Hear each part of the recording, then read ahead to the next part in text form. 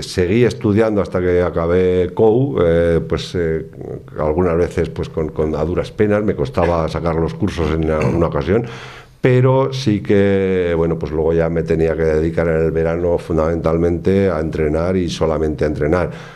Procuraba ir a todas las concentraciones, pues incorporarme porque estaban concentrados, y procuraba incorporarme lo antes posible a las concentraciones, ir pues a entrenar con todos mis compañeros.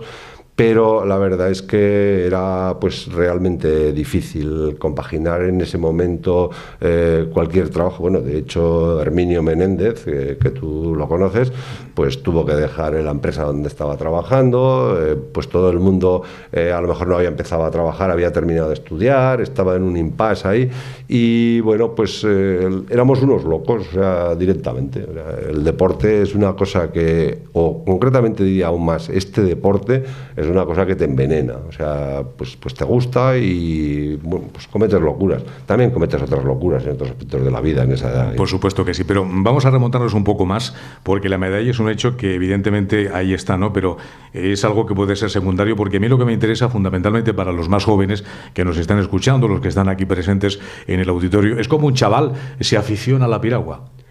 Pues mira, yo creo que esto... hay una primera experiencia, y el navegar, en este caso aquí lo que tenemos más próximo por el Ebro, el navegar es una experiencia única. O sea, los chavales, ellos lo saben bien, sobre todo los chicos, que la primera vez que te montas en una piragua, pues esto es qué raro es esto, pero la primera vez cuando empiezas a navegar y ves el Ebro desde otra perspectiva, el Pilar, el sitio que vayas a ver, tienes otra perspectiva, y esto sin duda engancha y mucho, o sea, y te sientes un poco poderoso y dominador del medio, que es un medio un tanto hostil, que es el agua, y bueno, pues te sientes un poco poderoso. Entonces esto es una cosa que con el tiempo pues te va haciendo mella, y cada vez te entusiasma más, y cada vez te motivas más a estar más horas dedicadas. Pero ¿cómo empezaste? ¿Cómo se te ocurrió? ¿Qué pasó? Pues la verdad es que yo nunca pensé que iba a ser piragüista, eso es lo cierto. Fue mi padre, concretamente, el que, bueno, pues habló con el entrenador que había en aquel momento en Helios, José Luis Calvo, y bueno, pues le dijo, oye, que necesitamos chicos aquí. Y yo no sabía, en ese momento no sabía lo que era el piragüismo, o sea, me sonaba auténticamente a ruso, me sonaba. Y bueno, pues me dijo, oye, ¿quieres hacer piragüismo? Bueno, pues vamos a probar, como yo creo que ha pasado en casi todos los chicos que están por aquí. Sonríen los chavales que están por aquí también, ¿eh? Seguro. Y bueno, yo lo que sí me marcó, yo creo, profundamente fueron yo me inicié en el 68, concretamente, en septiembre del 68.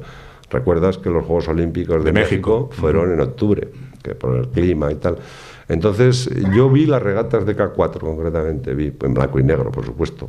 Y yo dije, pues yo tengo que llegar ahí, yo tengo que llegar a estar en unos Juegos Olímpicos.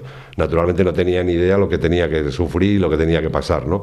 Pero sí que me marcó, y lo recuerdo perfectamente, como si estuviera viéndolo ahora, estar viendo la televisión, los Juegos Olímpicos de México. Y luego ya ir practicando, estar en Helios, disfrutar, ir creciendo, y que alguien te dijera, tú eres bueno y tú vales para esto. Sí, bueno, la verdad es que buenos había bastante. O sea, Helios tenía una cantera excepcional. Hubo un momento que, bueno, Helios y el Club Náutico concretamente, porque los dos tenían, yo creo que hubo un año que quedamos primeros y segundos, o segundos y primeros. La verdad es que teníamos un nivel competitivo impresionante. Yo eso sí que creo que ha sido un poco definitivo. La gente que ha estado un poco, que llevaba los dos clubes, pues tenía, yo qué sé, motivaba muchísimo a todos los deportistas, y poco a poco pues se hizo una cantera, un desarrollo de todos los deportistas, que bueno, pues luego llegamos a unos cotas a nivel español impresionantes. Y luego llega un aragonés y empieza ahí a estar con la selección, en las concentraciones, supongo que complicadas, ¿no? Bajo régimen casi militar. Bueno, eso ya era tremendo. La verdad es que nosotros era un régimen espartano, porque nos levantábamos a las 6 de la mañana, y antes de desayunar pues hacíamos un microentrenamiento de 6:30 a 7:30 aproximadamente, pues correr un poquito de de fuerza, un poquito, pues un entrenamiento realmente un poco ligero. Desayunábamos, luego pues descansábamos un poquito, a las 10:30, 11 hacíamos una primera sesión ya de entrenamiento, dependía un poco de la época del año, pues o bien hacíamos agua o bien hacíamos gimnasio. Y bueno, pues luego ya acabábamos el entrenamiento, comíamos, descansábamos otra vez y a las 5 otro entrenamiento. Y aproximadamente a las 11 de la noche o por ahí, pues a dormir. ¿Y cómo se vivían sobre el año 74, 75, 76 los cambios que se iban operando en España? Pues muy raro, la verdad es que era una cosa rara porque era sorprendente, porque todo el mundo tenía claro que el tratamiento que había tenido el deporte hasta ese momento no era el adecuado, que todo el mundo hablábamos de que Estados Unidos tenía un nivel competitivo fantástico o todos los países del este tenían unos niveles importantes, pero no se sabía hacia dónde ir. O sea, a nosotros, yo tengo una anécdota que la suelo contar, y es que coincidimos en los Juegos de Montreal, coincidimos con Kubala, para descanse. Y me sorprendió, pero muy gratamente, porque Kubala nos comentó, estábamos comiendo al lado, así como estamos tú y yo, y nos comentó que era, o sea, era perfectamente consciente de todo el trabajo que estábamos haciendo, que nosotros creía que, bueno, él era húngaro, como tú sabes, que era perfectamente conocedor de todo el trabajo que estábamos haciendo nosotros y que él le gustaría aplicarlo al fútbol, pero que era casi imposible. El nivel de exigencia y sacrificio de los futbolistas ya era tan bajo como el que es ahora. Exactamente. Yo no lo quería decir, lo has dicho tú, ¿eh? Hombre, yo lo he dicho yo y me parece que todos estamos realmente de acuerdo con esto. Luego llegan unos Juegos Olímpicos, porque tú has estado en dos Juegos Olímpicos. Dos Juegos Olímpicos y uno de ellos con la medalla. Sí, sí. Y entonces, pues en el segundo, porque al tercero ya no fuiste. No. A los terceros no te dejaron ir, no quisiste ir. Bueno, estamos ahí. Mitad, luego lo hablaremos. Pero claro, supongo ya que el competir, cuando conseguisteis la medalla, sabíais que teníais un nivel competitivo muy alto y que ibais a por medalla. Sí. Bueno, esto la verdad es que lo primero, nosotros en Montreal, el año anterior, el año 75, anterior al campeonato, a los Juegos Olímpicos de Montreal, quedamos campeones del mundo. El año de 76, el año de los Juegos, entrenamos lo que no está escrito. O sea, fue una auténtica pasada el entrenamiento que llevamos.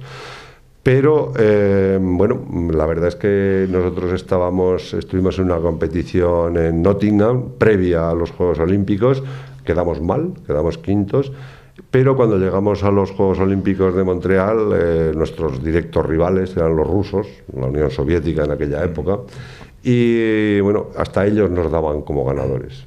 Y hay otra anécdota curiosa, y es que, bueno, pues en aquella época las computadoras eran lo que eran. Bueno, eran computadoras, no eran ordenadores, ¿no? Entonces metieron todos los datos nuestros, de todos los equipos, de toda la gente que iba a competir en nuestra prueba, y para ver quién daba la computadora, quién daba como ganador. Y paradójicamente dio ganador Rusia, segundo España y tercero Alemania democrática en aquella época. Y bueno, no se lo creía nadie. O sea, estaban todos convencidos que los ganadores éramos nosotros. Pero después, pues por ciertos avatares de viento, que cambió el viento, porque nos influye a los piragüistas bastante el tema del viento, cambió el viento, favoreció la calle que iban los rusos, y la verdad es que la computadora lo clavó. Quedamos tal como lo dijo. Qué mala suerte, ¿no? Y luego ya... Sí, porque además fueron 21 centésimas de segundo. Peor todavía, porque si es por 2 horas, dices, bueno... Luego, ¿cómo se vivió esa medalla, una medalla olímpica? Porque ahora España gana medallas olímpicas, sobre todo después del planado de Barcelona 92, que ya hay un tratamiento mucho mejor al deporte, ya en las comunidades autónomas se trabaja ya también muy bien, y tenemos deportistas aragoneses con medallas, sí. Muy pocos. Bueno. Muy pocos todavía. Pero claro, hace 30 y tantos años aún era más difícil que un aragonés consiguiera una medalla olímpica. Sí, bueno, la verdad es que yo creo que soy una persona que ha tenido suerte. O sea, yo lo digo siempre, el deporte evidentemente tienes que estar entre los 5 primeros, y para estar en los 5 primeros lleva su esfuerzo. Pero hay un componente de suerte, que si lo puedes minimizar la suerte, mejor todavía, ¿no? Pero bueno, nosotros estábamos ahí justo en ese momento en un impasse que éramos, yo creo, de los favoritos